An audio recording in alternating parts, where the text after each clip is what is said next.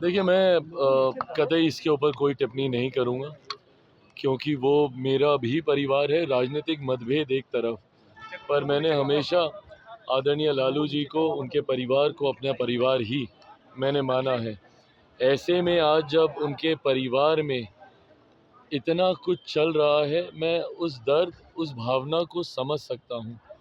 वो समय दूर नहीं है जब मैं भी इन्हीं परिस्थितियों से गुजरा था। घर में, परिवार में जब तनाव होता है तो वो आपको कितना विचलित, कितना परेशान करता है, मैं इस बात को समझ सकता हूँ। और ख़ास तौर पर उम्र के इस दौर में जिसमें आदरणीय लालू जी हैं, स्वास्थ्य के इस पड़ाव में जिसमें वो हैं, ऐसे में पारिवारिक कलह स्वाभाविक है, उनको काफ़ी परेशान, विचलित करता होगा।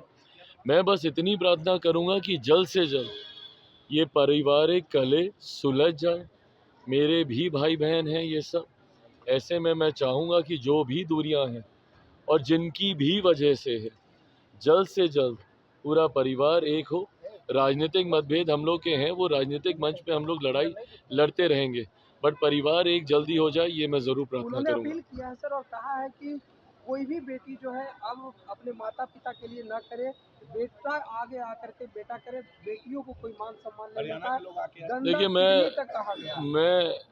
मैं उनका दुख मैं समझ सकता हूँ, और जब बेटी ऐसी बातें बोलती है तो सोचिए वो घर से कितना परेशान हुई होंगी। ऐसे में उनकी भावनाओं के साथ मैं पूरी तरीके से हूँ। एक भाई होने के नाते मैं भी उनकी भावना के साथ हूँ, और मैं कतई इस बात को नहीं मानता कि शादी के बाद ससुराल ही बेटी का घर सब कुछ हो।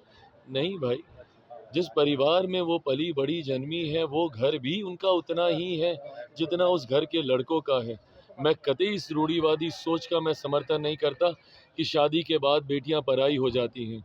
बेटियों का मायका भी उनका उतना ही है जितना उस घर में बेटों का है, और उनका ससुराल भी उनका उतना ही परिवार है जितना उस ससुराल के बेटों का है। ऐसे में आज जब ये सारी बातें उन्होंने कही और जो अपील उन्होंने बाकी बेटियों से की, मैं उस दर्द को मैं समझ रहा हूँ। इसीलिए मैं प्रार्थना करता हूँ कि जल्द सब ठीक हो। विजय सिंह ने कहा है कि बिहार में जो चुनाव हुआ है वो नॉर्थ कोरिया की तरह हुआ है, जहाँ के सारे वोट सिर्फ सिंगल पार्टी को जाते हैं। मेरी समझ के परे है कि अगर सिंगल पार्टी को अगर वोट जाते होते तो आपके प्रत्याशियों को भी तो भैया ठीक ठाक वोट मिले ही है ना। जब सिंगल पार्टी को ही दे देना होता तो हम लोग, एग्जैक्ट डेटा मेरे पास नहीं है, बट 38, 40, 42% या 45 जो भी परसेंट वोट आए होंगे, उससे हम लोग सरकार क्यों बनाते? फिर तो हम 80%, 90% से हम लोग सरकार बना लेते ना।